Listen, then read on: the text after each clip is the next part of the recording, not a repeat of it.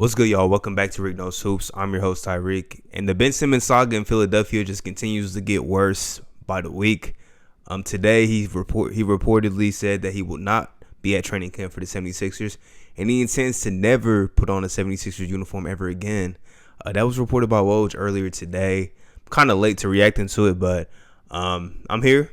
So let's talk about it, man. Be sure to leave a like, subscribe if you are new. This is a place where we talk all about NBA basketball, so if you love hoops, this is the place. So as you can see on screen, the article says that Ben Simmons will not report to camp, and he intends to never wear a 76ers uniform ever again. And this is something that we kind of already knew, that Ben Simmons obviously wants out of Philadelphia, but I think it's important to see that he's willing to go to the extremes of not reporting the training camp, which is something that, off the top of my head in recent memory, I can't think of an NBA player doing this. You see this a lot in the NFL, players not reporting to training camp, but that's more so if they are trying to get a contract, a long-term deal. NBA players don't do it because they lose. I think Ben Simmons is supposed to lose like $300,000 each day that he does not report to 76ers, or at least each game he misses or something like that. He's missing a good sum of money, but he's pretty much saying like he doesn't care because, for one, he has a max deal, and two, he just does not want to be in Philly anymore. And his camp is Rich Paul. Rich Paul is one of the better agents in the game, and he's usually good at getting his players to where they want to go. Now, I don't think Ben Simmons has the leverage that he might think, but I think Philly has lost every ounce of leverage that they might have had in potentially getting a good package back for Ben Simmons, which that doesn't necessarily mean that Ben Simmons is going to get to go where he wants, which is one of the California teams. I think he listed 3 out of the 4. I don't know what his list consisted of, but it's probably the Clippers, the Lakers, and the Golden State Warriors. But in terms of the Philadelphia 76ers, they went from potentially having a James Harden package on the table to now you're probably going to get pennies on the dollar for Ben Simmons. And what that means is you're going to get a lot less than what you could have got, previously. And what they think that Ben Simmons is worth right now, they're not going to get anywhere close to that package. It's clear that Ben Simmons doesn't want to be there, even despite having multiple years left on his contract. And that kills any bit of leverage that the 76ers might have had. They had the leverage of him being under contract for multiple years. They had the leverage of, saying that, we're going to trade you to where we want to, and we want a big package in return because you're still young, only I think 25 years old. You're an all NBA player previously, a perennial all-star, one of the better defenders in the league, top 2 in defensive player of the year voting last season. You're somebody that can help turn a franchise around, and we're going to get adequate value for you. And they've been trying to fleece teams, and teams just are not, going for that, mainly because Ben Simmons' value is at an all-time low right now. Mainly due to the playoff performance, which is not completely solely on him, but he was the focal point. He is the main reason. He is the second all-star to Joel Embiid, and he didn't play like that in the postseason, one of his more underwhelming postseason performances of his career. And it's time, but I don't know what trade is going to be on the table for Philly. I'm like, this situation probably has just gotten more and more worse for Philly as time goes on, honestly. And now Daryl Morey in the front office really have to be looking in the mirror like, we could have had James Harden next to Joel Embiid. That would make the Nets a little more of a inferior team than what they are now having James Harden. But we could have potentially had James Harden next to Joel Embiid, which is basically, offensively speaking, Ben Simmons on steroids. That's what James Harden is.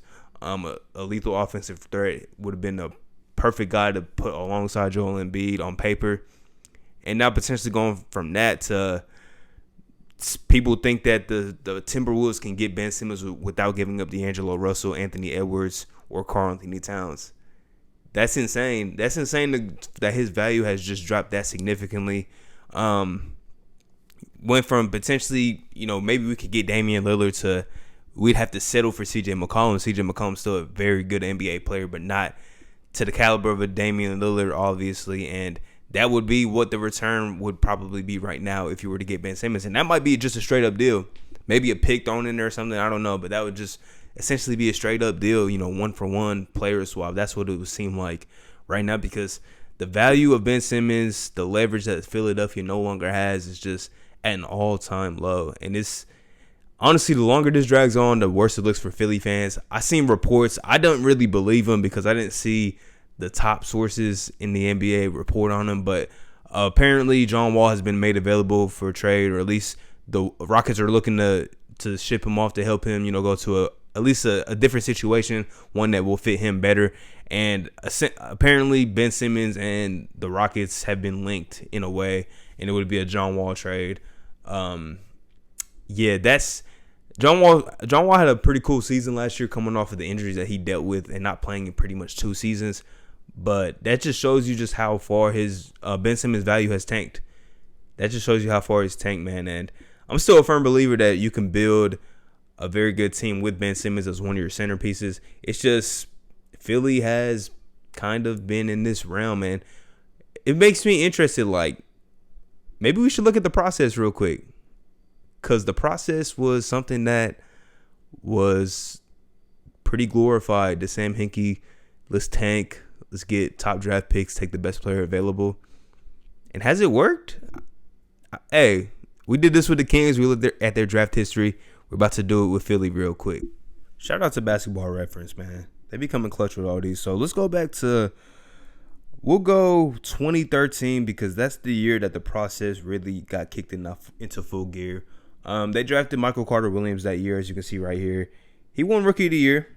That was cool, but after that, didn't really find a spot in Philly. They traded him away. Bro, this is another, like, what-if kind of player. Like, his rookie season was crazy, bro. I remember his first game, he had, like, a quadruple-double, which was, or he almost had a quadruple-double, my mistake. Then let's move on to the second year. This is when they drafted Joel Embiid. He fell to number 3. He was probably the top prospect in that draft, but the injury concerns, the injury concerns were there, so he fell to number 3. Did not mean to do that. He fell to number 3, and that was a blessing in disguise because clearing away the best player that Philly has drafted over this last almost decade of tanking that they had. Well, not decade of tanking, but during the process, definitely the best player that they drafted. They also they drafted Elfrid Payton in that draft also, and they traded him away to get Dario Saric, who was a part of the Jimmy Butler trade, so that kind of worked in a way down the line. They also drafted guys like Jeremy Grant in this draft, bro. Jeremy Grant turned out to be a really good player. Not in Philly, but he turned out to be a very good player in the league.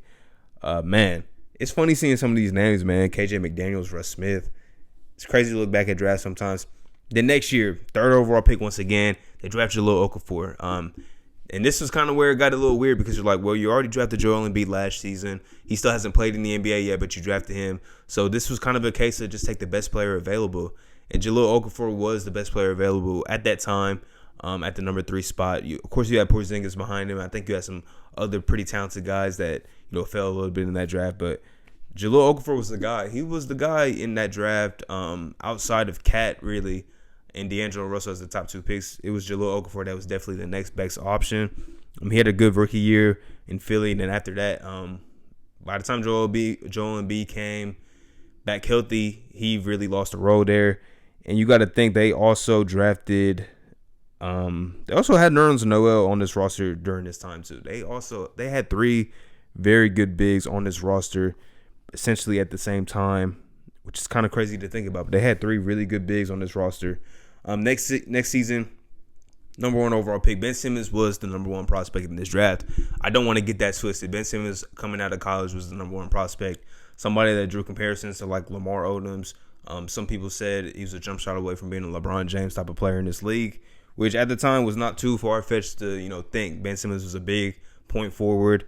And I wouldn't say, I think they succeeded a good amount compared to where they were, when the process had started. They became a team that was trying to compete for a championship. And I just, even though, like, despite their fit not being as great on court, with their top 2 players being guys that essentially aren't floor spacers, I think they did succeed a lot, but it's definitely time to move on.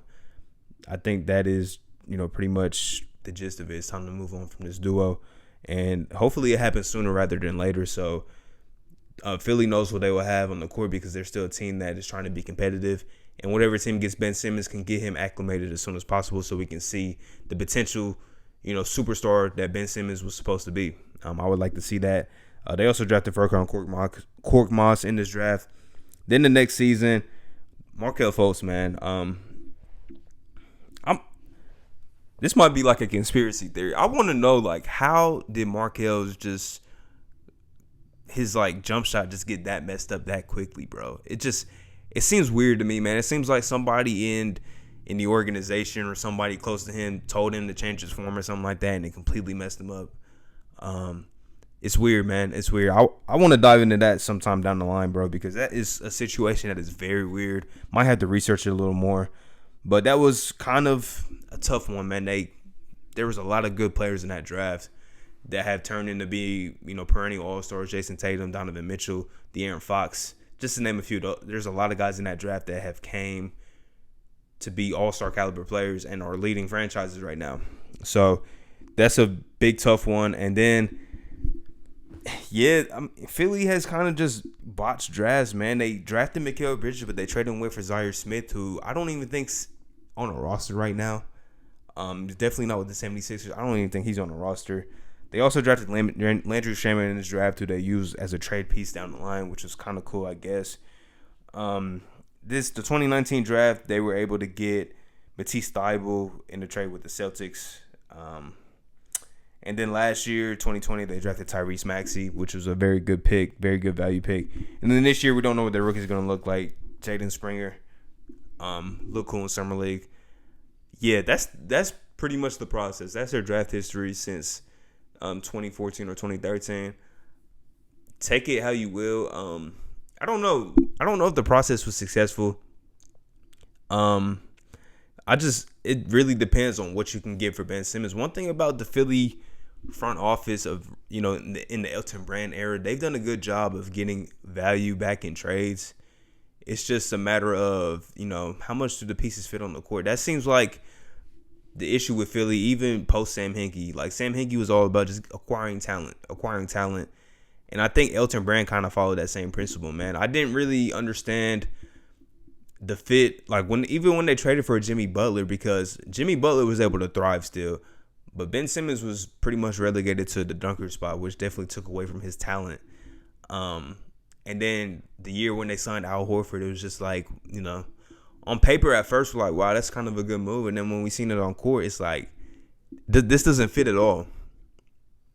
This does not fit at all. So Philly, man, Philly's might be down bad, bro. They might be down bad. It's all about what they get back for Ben Simmons, if they even trade him anytime soon.